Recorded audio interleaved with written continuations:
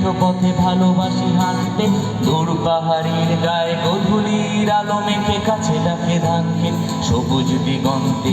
তবুও কিছুই যেন ভালো যে লাগে না কেন, উদাসী পথের মাঝে মন পড়ে থাকে যেন কোথায় রয়েছে ভাবি লুকিয়ে বিষাদ। তবুও